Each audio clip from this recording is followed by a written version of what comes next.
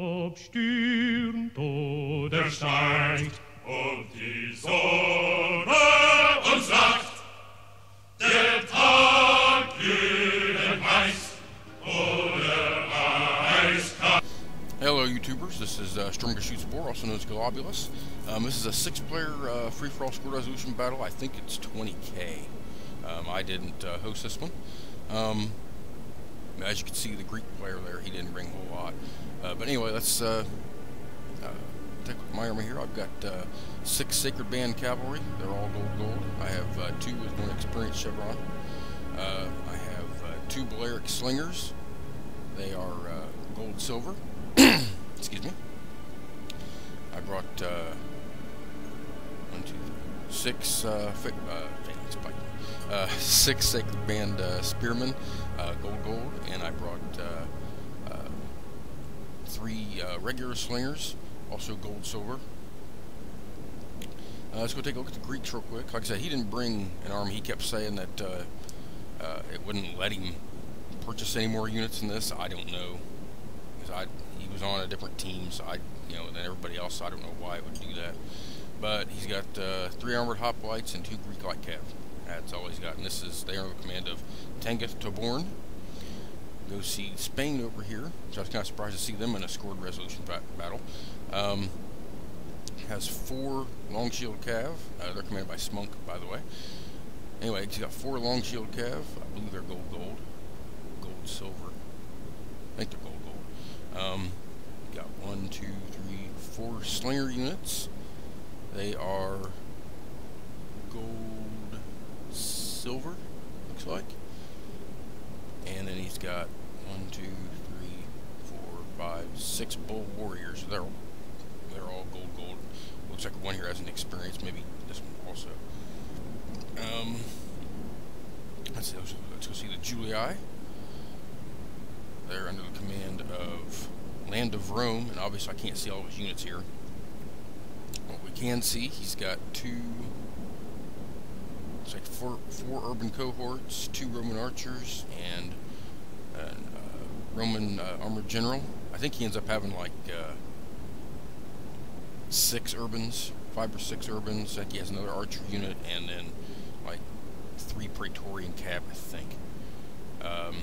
Let's see, the Macedonian player, under the command of Avo. He's got an interesting formation for his archers. I've done this before, where I'll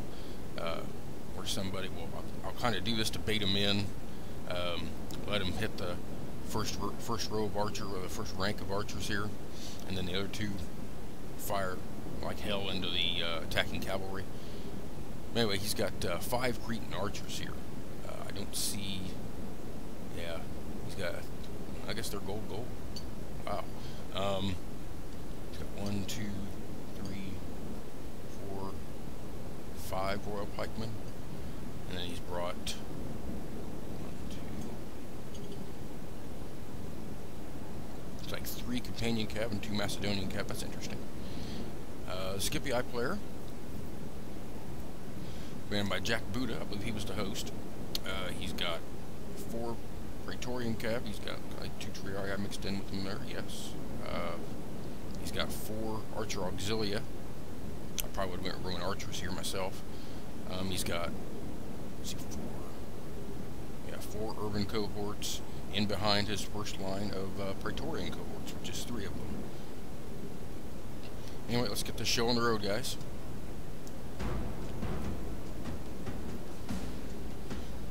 I believe Macedon and the Scipii fight almost right away.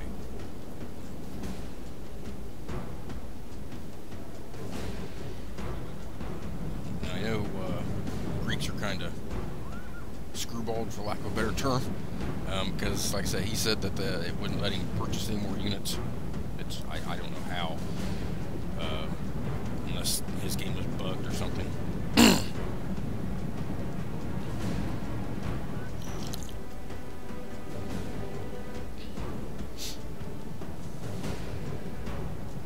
But we'll just stick over here with the Scipii fight for the moment. I'm approaching the Greeks just because I figured, he's kind of wasting his time, so I figured I'd be nice and kill him, but I believe the Spanish do a pretty good job of that without me. Now this is a move I've never really understood. I see a lot of people bring up their archers like this in front and to trade fire with enemy archers. You know, that's fine, you know, whatever, I have no problem with that. But he came up with no cav support. Generally, if I have slingers or archers, I try to use my cav to support them because they're going to be the first target of enemy cavalry. So it kind of, you can kind of bait the enemy in using this tactic. But a lot of times, all you do, especially like this, with deploying them up front. Now, if you deploy them from the sides, it'd be different. That's what I generally do. But excuse me. If you deploy them up front like this, especially against Cretans, frankly, they're no match against Cretans. Of course, he is Jack Booty here, smart enough to keep his Triarii mixing with his cav. Playing defense really with Roman armies are generally offensive style armies, so I didn't really understand why. I don't understand why people play defense with the Romans. Just because, I mean, there's no point. Now, I did like what he did here with this Praetorian cohorts and his Roman cohorts. He basically, from what I gather here, he kind of used his Praetorians as his expendables, and that way he can, it's his first line, and then he uses Urbans, their Pila, for the second line, which I think is a smart idea. You don't see too many people do that. Some people do, but a lot of people don't. But here, like I said, I don't understand why you bring your archers up directly in front like this. I would have brought them to the flanks, and I would have targeted the cavalry. I don't target enemy archers that often, especially now that I don't understand this either, why you charge headlong right into cohorts. But I'm not the kind of person that puts my archers in the up front usually. Like I said, I just don't like the idea of the enemy general flees letting like a them frightened get child. picked apart. Now attack and break the will of his followers. But this was generally a good charge by the Roman player. There's no chance, especially if these Triarii come in. There's going to be no chance for the Macedonian cav here. As you can see, Julia's kind of sitting back here. Well, they're moving, but they're going to be able to fight the winner here. Now I get what's left of. Let's go over here for a second. I'll show you what's going on. Yeah, the Greek player, for not having many forces, he's actually doing a pretty good job. Chasing down some cav with his cohorts, with his spears, but then he admits defeat. He's filled only by a desire to save his own skin.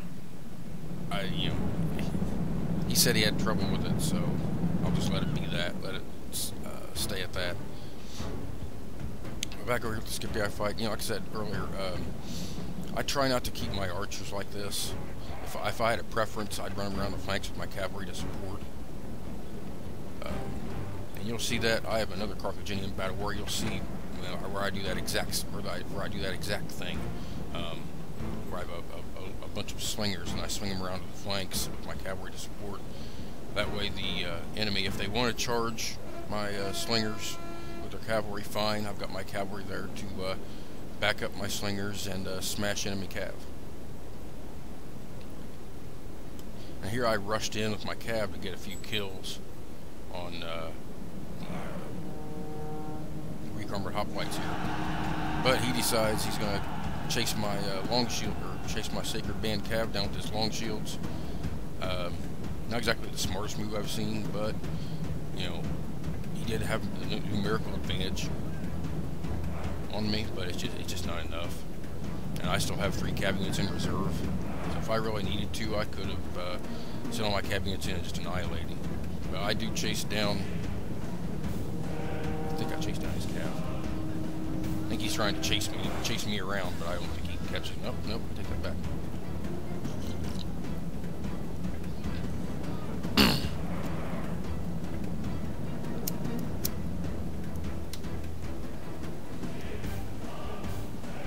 Macedonian's still hanging tough. Frankly, he had no chance.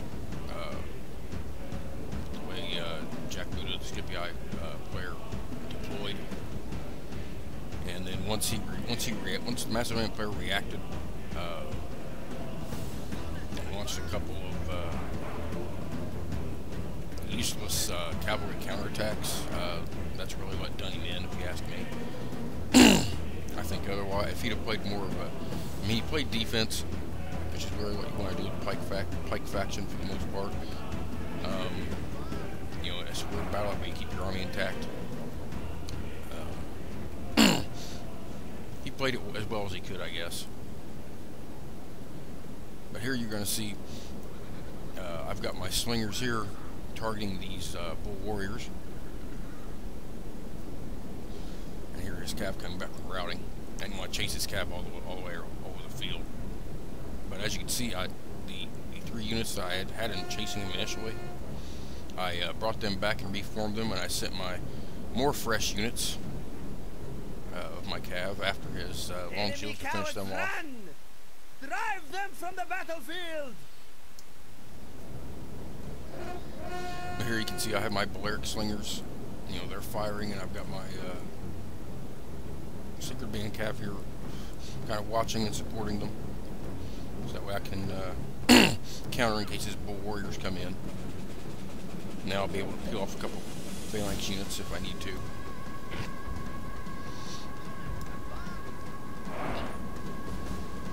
But I came back here with these cav because I wanted to make sure his cav wasn't able to rejoin his army. I've got this guy all confused, as you can tell. I mean, he's not sure where he should chase after my cav or not. He's just maneuvering around, but I've got him completely confused here. Scipii and the Julii are going to fight here in a moment.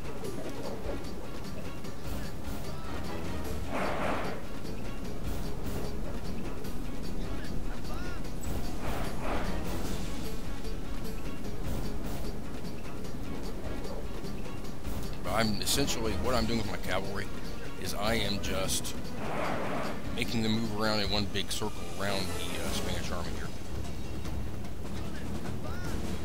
I use 3 of my cav that are fresh as attack units. Then I'll bring the 3 that are kind of tired or not fresh, I guess is a good way to put it. I'd swing them back around this way.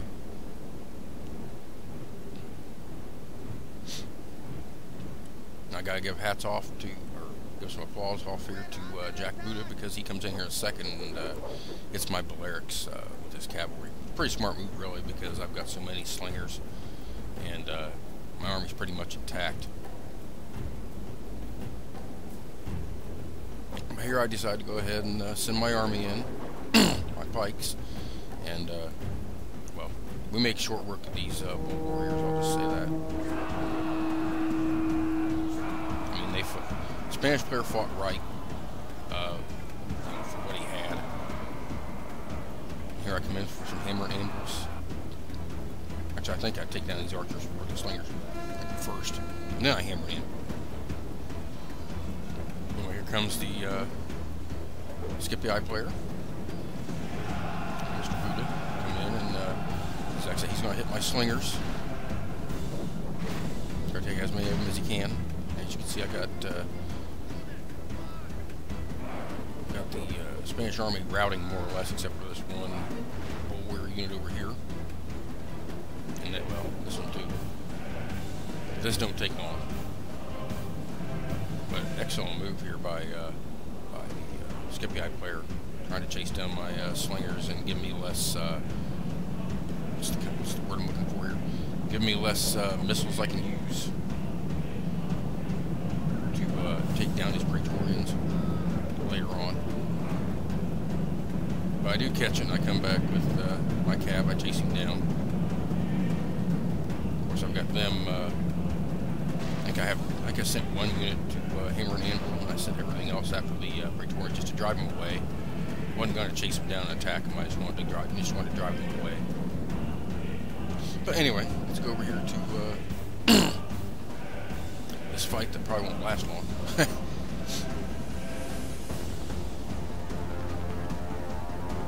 Enemy general shows his value. But Julii should have only by a desire to save his own skin. Acted a little sooner, in my opinion, with his cavalry. Because enemy general has been killed.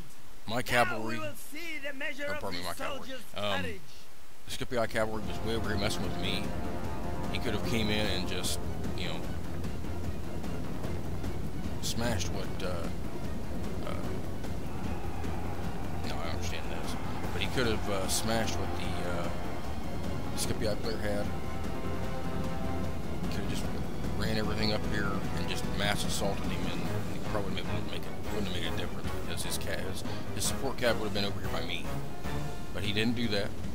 So now here's an interesting move. He pulled back like he was going to pull his forces back and catches these Praetorians off guard. And running from the battle in terror.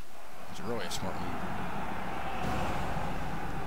Here we've got Triarii, and he can't handle that.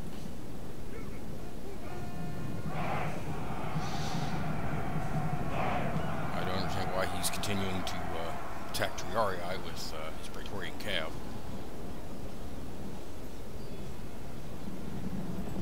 It's just a waste of cavalry. But he still has, what, 5 more units of cav?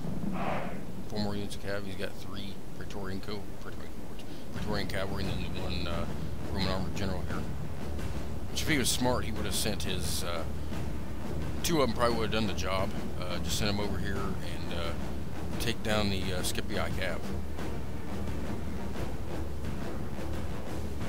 At least that's what I would have done. It's confusing watching these two play defense with Roman armies. Like I said, Roman armies are more offensive-minded armies, at least on this game. So it's kind of strange to see Romans playing defense. They really don't need to. They have the firepower, especially with their cohorts and well, even their hastati. I mean, they have Pila, and that's a good offensive weapon. You know, take advantage of it. That's kind of how I look at it. But he's not. Neither one of them are really utilizing that advantage. So anyway, we're going to fast forward this for a minute until we get something going.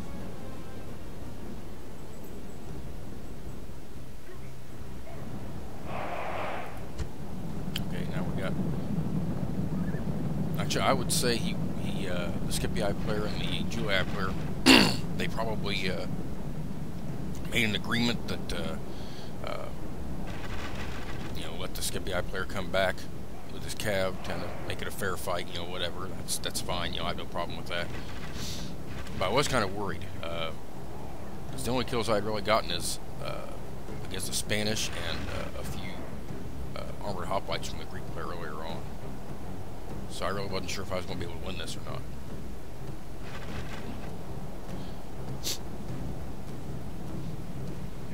But they did ask me to stay out of it, I believe, so I kind of hung back.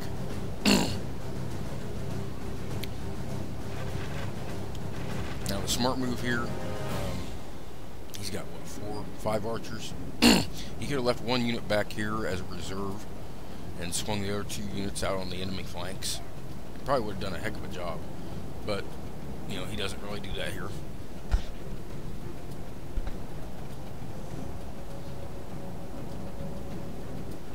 If I were a betting man, I would say these Praetorians are going to charge into these archers, or try to.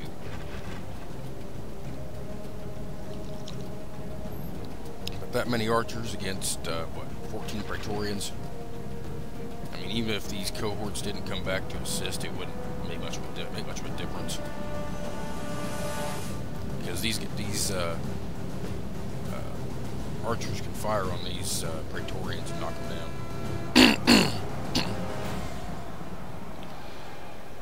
Really a good move. I mean, he did manage to rout 1 archer unit. Here he's kind of stuck. I'm not quite sure I understand this maneuver here. As again, I'm slowly moving this way, trying to get in on some of the action. I believe I try to catch some routing units. What I do here in a moment, because I don't think there's, I kind of thought there was no way I was going to win this. It was a square battle. Like I said, the only thing I took out was bull warriors that are worth a lot of denarii and armored hoplites. And I didn't take out too many armored hoplites, so I was kind of concerned here.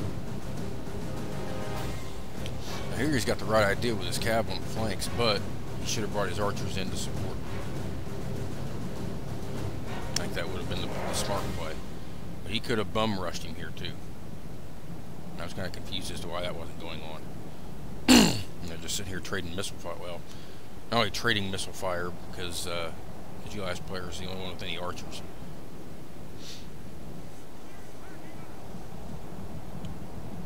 But Macedon tore up the Scipii player pretty good here.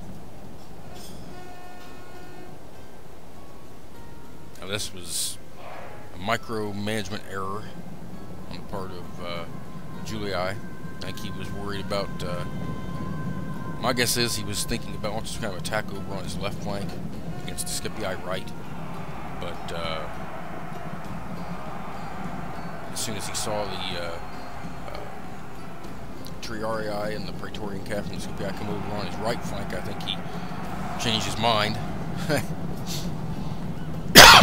Excuse me. This is definitely one of the strangest fights I've seen. As you can see, I brought my dog barking here.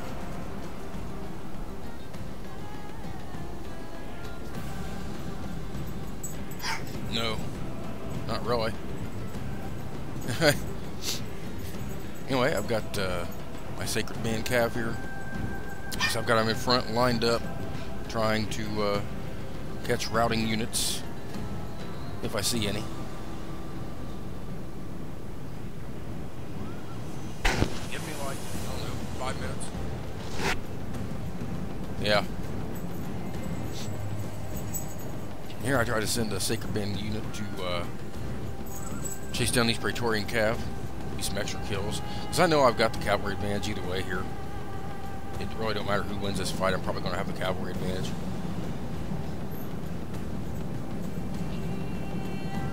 Here I just start sending my cav in, trying to get kills.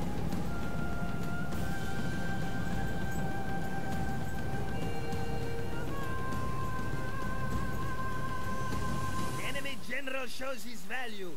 He is filled only by a desire to save his own skin. As you can see there, the Scipii is finally routing. Finally did the rush, which he should have done earlier, which that player did. And I apologize for all the noise a minute ago. It was my neighbor coming over, wanting some help, doing something. So anyway, I got with my slingers here after the Praetorian cav charge. I got them intermingled with my pikes. As you can see here, I'm just trying to chase down routers, trying to get some extra kills. Like I said, I was really concerned because I didn't think I really wasn't sure if I was going to win this because of, like I said, the lack of action I had early on. So I was just trying to chase down routers and get some extra kills here. But I still have 2 cav units here in reserve, just kind of waiting. I've got the rest of my cav chasing down the Praetorian cav of Scipii player, and he makes me chase him a while. I'll just say that. I mean, I'm catching him, I'm knocking him down a little bit at a time, but I'm not doing a lot here. But I finally do catch him. Anyway, let's fast forward just a minute. I'm bringing some of my cav back, chasing down units and stuff. Okay. Yeah, I left these Sacred Bands chasing these Praetorian cav so I could get rid of them. I brought the remainder of my cav back. So he's got his 4 cav units. I kind of even fight that way, which is fine. So I just wanted to make sure I got these kills here. Extra Praetorian Cav helps as far as the denarii value of a unit goes, so that's how I did it. Anyway, let's fast forward again here. The enemy flee! Chase them from the field and give Here I them move no up rest my or pity. infantry and my slingers. Kind of move a little bit at a time, because I'm not sure how he's going to attack. He's got a huge infantry advantage on me, so I wasn't quite sure how he was going to use that. I'm not sure if he's just going to rush charge, which he probably could have done. I probably wouldn't have had an answer for him. Here I'm bringing back my two cav that were chasing this unit down. I've got warmed up and fresh units here, except for the two I'm bringing back. I think they're very tired, just tired.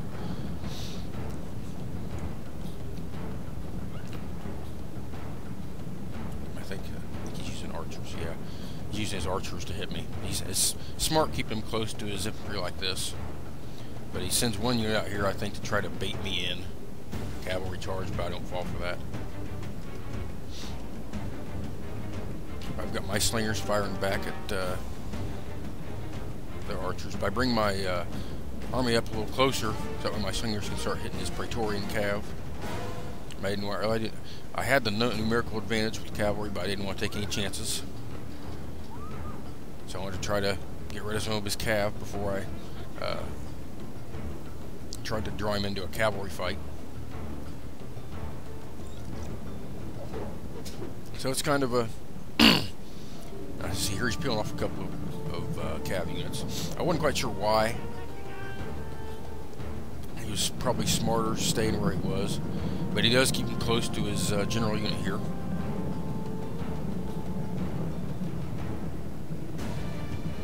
I keep these two sacred bands back here, just in case he decides to try something on his right, my left flank.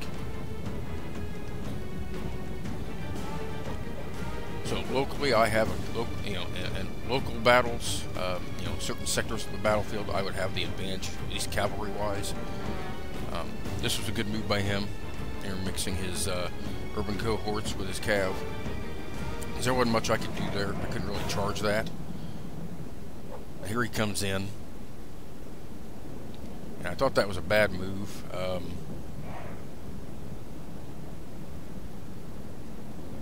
I do chase his, or attempt to, I thought maybe he was trying to feint me. Charge in his cav on this side and then swing around this side, but he decided he didn't want to do that, and he ran headlong right into my sacred band over here, and well, it don't last long. I was kind of surprised though, because his units were fresh where mine were tired. So I figured he would, smash me here. You're going to see one of my usual tactics here in a second though, where I swing, where I just kind of, not swing, but where I kind of run through the middle, drawing fire, trying to confuse him, maybe draw. I wanted to try to draw in his cav, but he didn't fall for it.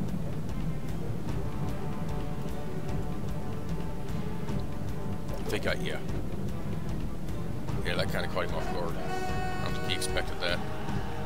But I do pull my cavalry back.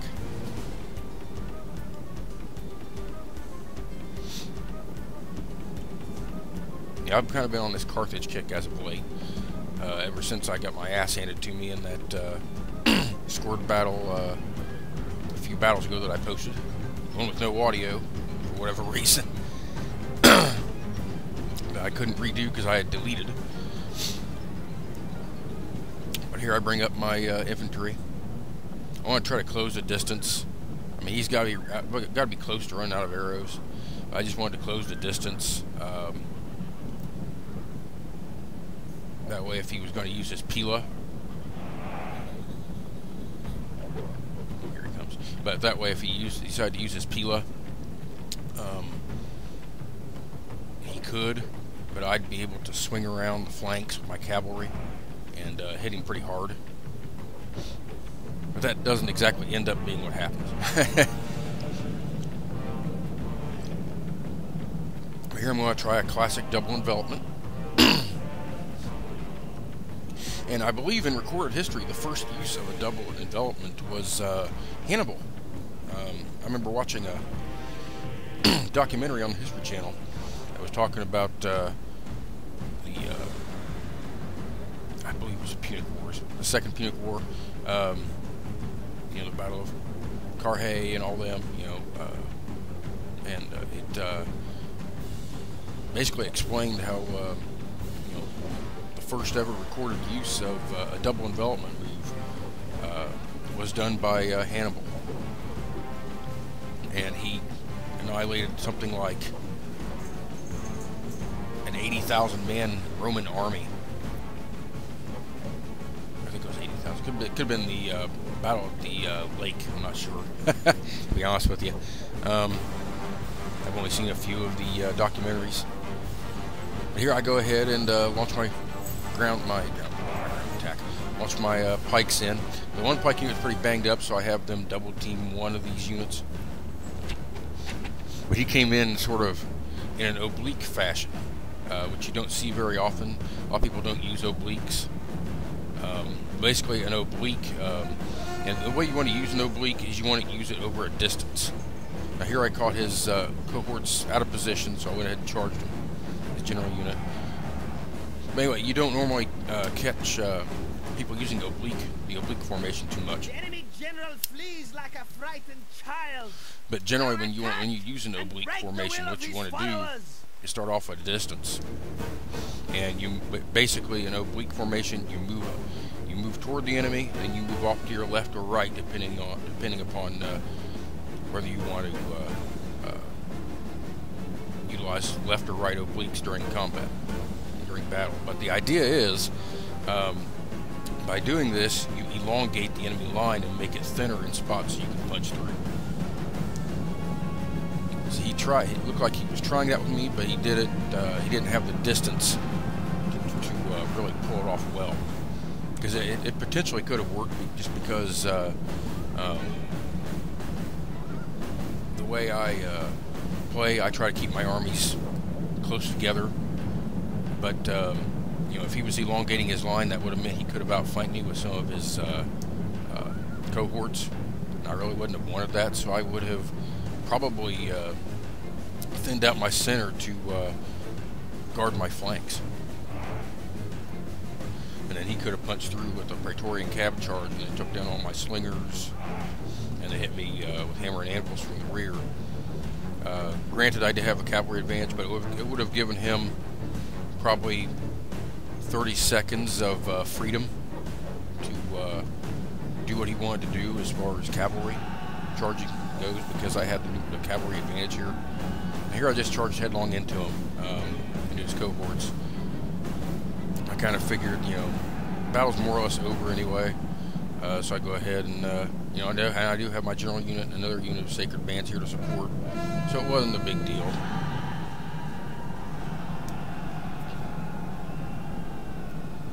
But as soon as he starts routing, I will fast forward this to the end.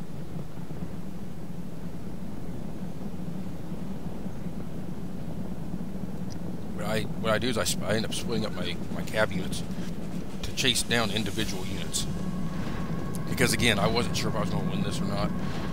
Because the kills I got weren't great kills early on.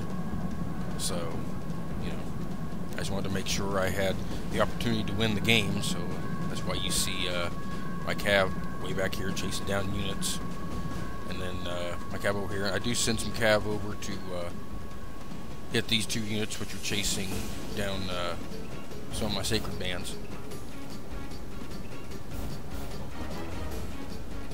I didn't want to hand the Julii Roman a lot of kills, but he had only taken on the Scipii army, which was kind of battered to begin with. So I didn't really think he was in a position to win it. I thought the Scipii player was, because he had all the Macedon kills and the kills here against the Julii. There we got a little cav fight going on. Kind of hard to beat a Roman armor general. But as soon as my other cav come in, it's pretty much over.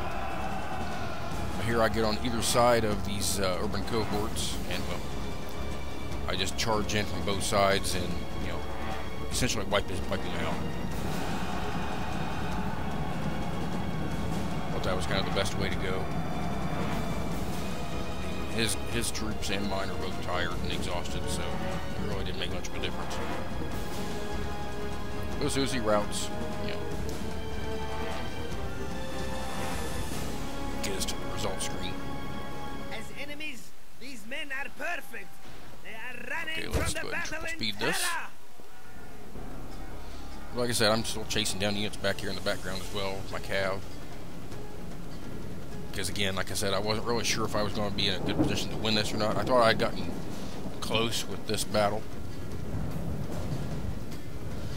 but I wasn't sure how close. Like I said, I thought the Scipii player had the upper hand as far as kills went, because he took out Macedon, lots of companion cav. All I had taken out was the Spanish army, which denarii-wise was a good series of kills, I suppose, with the Bull Warriors. But other than that, I didn't think I really had much. But yeah, it was me and Scipii finishing 1 and 2. So yeah, he definitely was the one I had to beat. I had a total of 1,875 kills. So I had the most kills numerically and the most quality kills. Looking at my army in general here, as you can see, it's always my cavalry. My cavalry is always what does the most damage. I play good with my cavalry for the most part, except for that one game where I fought against somebody who was quicker with cav than I was. Anyway, good game to all my opponents here. Remember, gentlemen, always play with honor and bleed your enemies.